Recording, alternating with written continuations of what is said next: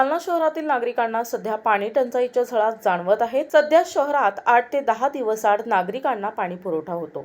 आत्ताच्या लोकसंख्येनुसार जालना शहराला 54 MLD पाण्याची आवश्यकता असून सध्या शहराला फक्त 17 MLD पाण्याचा पुरवठा होतोय।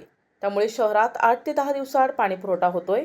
दरम्यान जालनेकरांची पाण्याची तहान भागावी यासाठी अंबड येथे नवीन 9.5 कोटी रुपये खर्च करून 35 MLD क्षमतेचे नवीन जलशुद्धीकरण केंद्राचं काम सुरू आहे। आज जालन्याचे शिवसेनेचे आमदार अर्जुन खोतकर यांनी जलशुद्धीकरण केंद्राला भेट दिली। दरम्यान हा जलशुद्धीकरण केंद्र प्रकल्प कार्यान्वित झाल्यानंतर जालना शहरातील नागरिकांना 1 दिवसाआड पाणी मिळेल असा आशावाद आमदार खोतकर यांनी व्यक्त केलाय।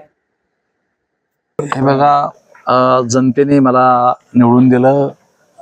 काही अपेक्षा जनतेच्या होत्या त्या पूर्ण करण्यासाठी मी कामाला लागलो, झपाटून कामाला लागलो आणि गेल्या अनेक वर्षाचा पाण्याचा प्रश्न हा निकाली काढतोय। तुम्ही बघताय, मी तुम्हाला इथं प्रत्यक्ष कामावरती आणलेलं आहे। 4 महिन्यामध्ये किती काम, 3 महिन्यामध्ये किती काम उभं या ठिकाणी उभं राहिलं ते प्रत्यक्ष काम तुम्ही बघितलं। या सर्व फिल्टर प्लॅन 35 MLDचा फिल्टर प्लॅन तुम्हाला दाखवला। त्याचं सिव्हिल वर्क आता जवळपास 90% झालेलं आहे।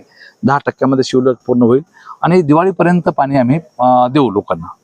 मागपुढे होतील 10-15 दिवस, दिवाळीमध्ये धरून बसू नका असं, पण 15-20 दिवस मागपुढे होऊ शकतो, पण आमचा प्रयत्न दिवाळीपर्यंत पाणी देण्याचा। जालना शहर पाईपलाईन फुटली तर काय नियोजन लावलं? हा, निश्चितपणे त्याच्या सुद्धा 10 कोटी रुपयाची पाईपलाईन आम्ही मंजूर करून आणलेली ती बाजार। NTV news Marathi Jalna.